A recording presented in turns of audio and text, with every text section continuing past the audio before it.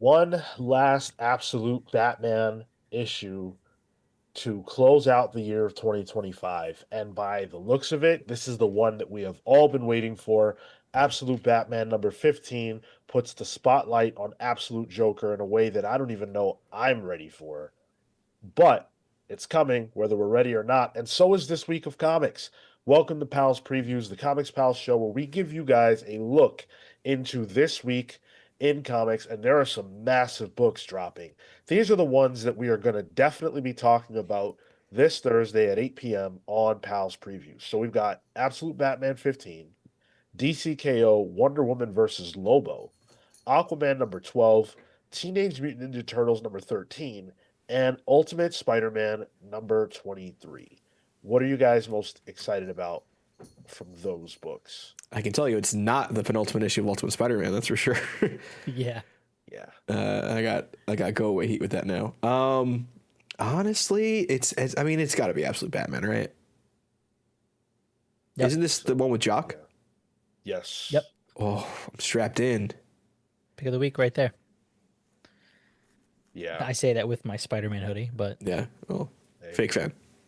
yeah. Not only is this my pick of the week, these covers are absolutely ridiculous. And I think I might be a double dipper because I got to have Oh, the cover A just because. But the cover C, which is the Ben Oliver yeah. um, Arkham homage, that looks Yeah. amazing. And then the Jock variant, the cover B, is ridiculous. Real The scary. Brian Boland. Yeah, cover there's some Bs. Gooner covers here too. Jeez. Freaky. Yeah, nasty stuff. So I think that's a sweep. All three of us agree. Yep. Yeah. Yeah. Yeah. Hands down.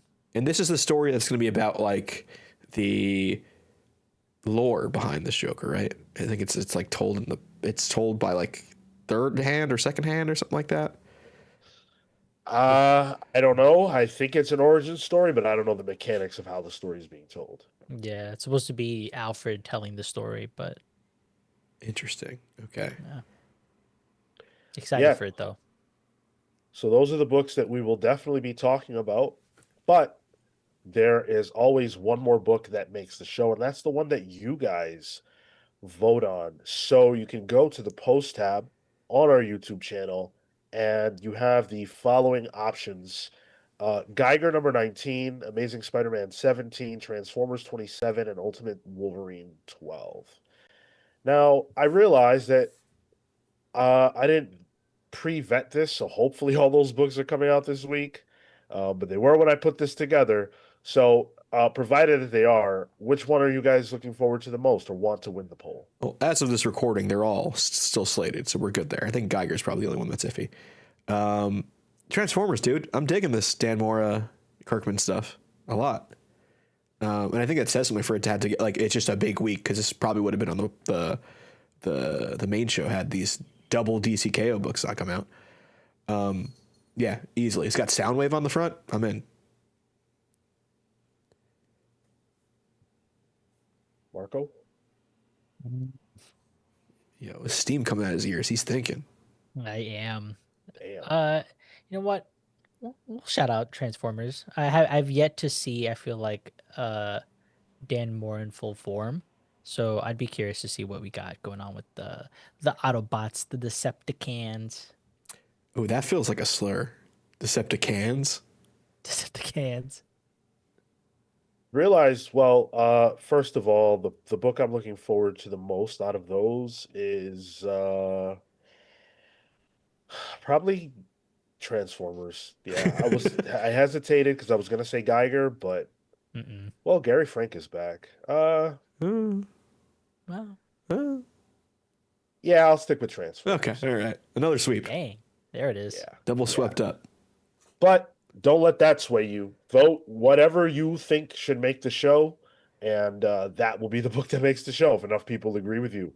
There are quite a few books, though, looking through this list that are pretty big books that like I'm excited about, books that we probably should be talking about in some capacity on the show. But short of that, we do have this space to give you a look into some of those books and what you can expect to see at your LCS this week. So we'll turn it over to League of Comic Geeks to get into that. And I'm actually going to kick things off because Yeah. the Infernal Hulk #2 is coming out. Nice. Already? And yeah, that exactly. Wasn't wasn't it last It, week?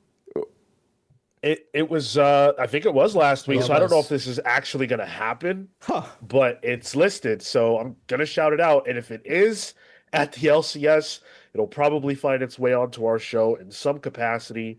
Kev Walker on the art, it's or one of the artists credited, and Klein is still also Yeah. credited, so we'll see how this whole thing shakes out. I thought the first issue of Infernal Hulk was stellar. So I'm very pumped to see where this creative team is going to take things. Yeah, Kev Walker was doing like the off issues for Indestruct. What was it? What was it? Indestructible. It was Incredible. It was just incredible. Okay, yeah, he was on that. So it's still keeping that parody across from the previous volume. And I love Kev Walker. I'm a huge Kev Walker fan. So yeah, I'm down for that.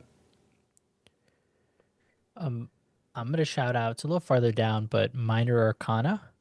So this I actually read the first trade of, and I thought it was pretty interesting. I usually like Jeff Lemire, especially solo thing, not solo things, but Jeff Lemire like indie space, and especially when he does like all of the work involved. So it's always interesting to see his art style, his watercolor. Very, it feels like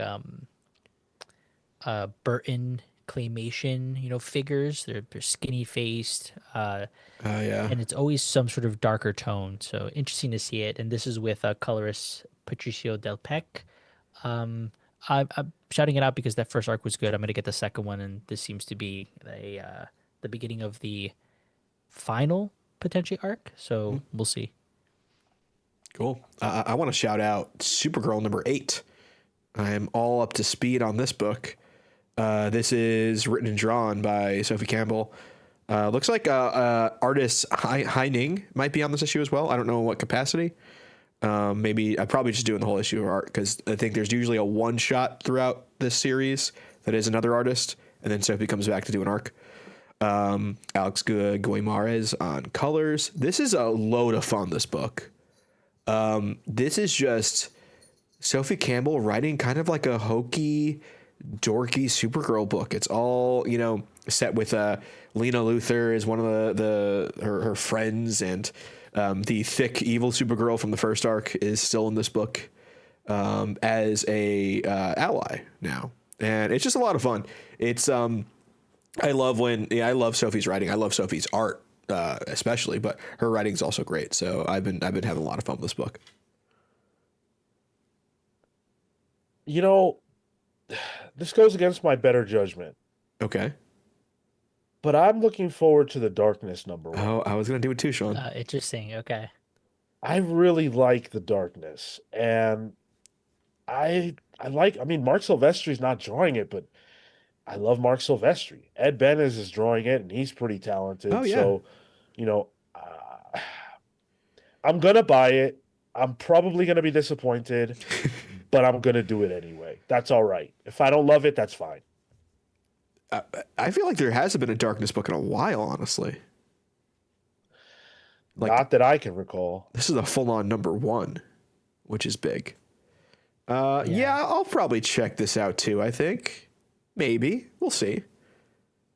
See if I remember. Yeah. If you can. Yeah. If it pops up and you're like, oh, that's right. Yeah. I'm gonna shout out "The Future Is" by Rekka Comics. Shout out to Adam Freeman. This is by Fred Van Lente, and then artist Mario D'Alessandro. Hacker sort of. Uh, it's a hacker story in the sci-fi dystopian future, and this ragtag team of heroes are here to solve issues that go on with whatever happens, specific to like different factions of people. The first two issues were good. I fell off this, but just still wanted to give this a shout out because I think the production for all of this is really strong. You're getting a really good deal. Uh, they did update the price to be $4.04, so 404. Okay, yep. Uh, Wow. I'm a fan of that. so yeah, so big shout out, 32 pages, so you're getting your money's worth, and uh, would recommend you get in on the ground floor for this one. Do they know we got rid of the penny? We are getting rid of the penny. I don't know that Yeah. they know, but I don't know how that works. Maybe it works out like with tax. I don't know. Yeah. See how that works. Let me get a book called Our Soot Stained Heart. It's a Mad Cave book, new number one from Mad Cave. This is one of those books where I knew nothing about it until I was scrolling through this just now, and that cover really was striking to me. This is by a newcomer, debut writer Joni Haig, and superstar artist Stepan Morian, who did the 20th Century Men with Dennis Camp. I'll read it quickly. The synopsis: the coalition is a city of wonder in the deep north, but it is ruled by the cruel governor Glass and his factory lords. Coal is the lifeline of the city, and for honest workers like young Peggy Stones, life can be hard because of the nefarious quota. To get extra coal at the end of the year, you must be bad every day. Like that in and of itself is like, okay, that sounds like an interesting world I want to read about. And I think Morian's art is fantastic, so I'm into that. That's interesting. Yeah, it's a good blue. That's a good blue on that cover. It's a really good cover. Yeah. Nova Centurion #2. I can't believe I'm saying this, but I'm looking forward to a Jed McKay issue Let's 2. go. That hasn't happened in a long time for me. But the first issue was quite good. It hooked me, Jed presented me with the contract and I signed. So I will be here for the second issue. We learned that Ravenous is going to be sort of the first antagonist. So he'll be going head to head with that character. And I'm looking forward to a lot more of the hijinks, but I'm also hoping that we can dig a little deeper into the core of Nova's character. Yeah, I'm digging it too. I'm so happy you're happy so far, Sean. So That far, so first issue, good. that first issue was surprising. I had Yeah. fun. I knew it was going to be good. In Jedi Yeah. Trust. Uh, Something that I trust in, or someone that I trust in, Tom Taylor, Oh, the Children of the Round Table. I finally got around to issue #1, and you know what? I dug it. So I'm working my way to catch up on the app, but it is coming out this week. So I did want to give it a shout out for anybody who might not be familiar. It's a swords and sorcery. You're in Camelot, and specifically these group of children that are these novice knights of the Round Table. They're kind of growing into to be what they are meant to be with all of their individual weapons, which is kind of cool. Art by Danielle Di Nicolo, sure. and colorist Rain Barreto. So just shout out for anybody who's not familiar with this series. Marco, is it set in the DC universe? Yeah, yeah. Oh, sick. Okay. Cool, cool. I want to shout out Assorted Crisis Events #7. Potentially one of my books of the year. It's just every issue is like a fucking punch to the gut with a follow up, a kick to the nuts. Just a 1-2.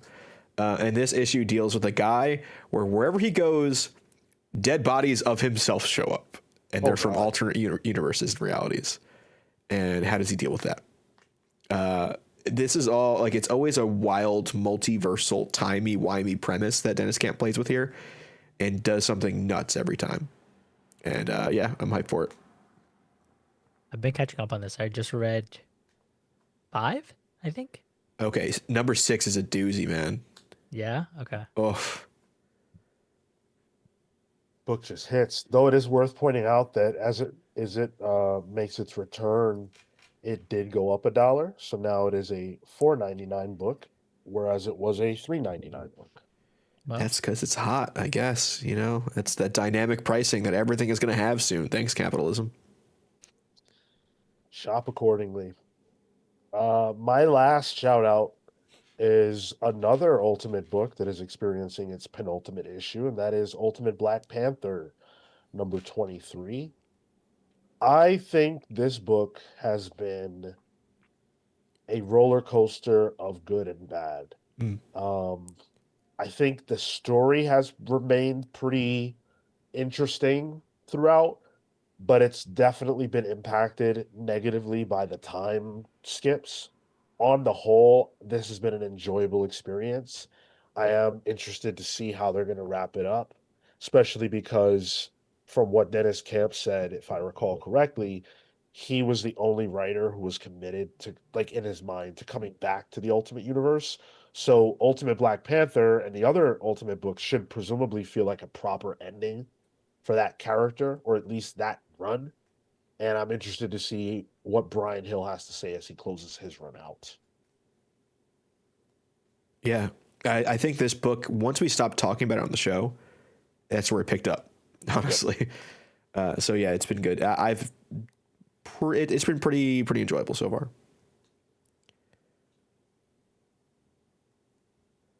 I got one more, if that's cool. It's a weird one. It's a bad idea book. It's called Ordained, #1. It's by Robert Venditti, who I'm a fan of, with art by Trevor Hairsine, who also worked on Deceased with Dave Stewart on colors. It's a priest that talks to a gang crime boss who's apparently on his deathbed, to give him last rites, and the guy confesses everything to him. But then he recovers and he doesn't die. But now this priest knows too much. So that's That's the story. good. That's the story, and it's you're off to the races from there. I think it's a really fun premise, and the cover is again striking, where it's like a #1, where the cover looped me in if I'm scrolling through League of Comic Geeks. So yeah, I'm interested to check that out if my shop has it. That's pretty cool, actually. I like that premise. I Yeah, it's a saw it fun and I premise. Yeah, wasn't I wasn't sure about it, so I'm glad you shouted it out though. I was on the fence about shouting it out. It was one of the tabs I had open, but I closed it. But yeah, I'm glad you shouted it out. I'll probably pick this book up. Yeah. Trevor Harrison's great. I think Deceased is a great book. So cool to see Trevor doing something else. All right. So that is going to do it for our look into the week of comics. If we missed something, leave it in the comments. What are you excited about? Talk to us. Keep us posted. Have a great trip to your LCS this week. Buy some really good comics and come listen to us talk about them Thursday night at 8 p.m. on Pals Pulls. Hit the like if you like this. Subscribe to the channel if you're not. We'll see you guys in the next one. Until then, take care.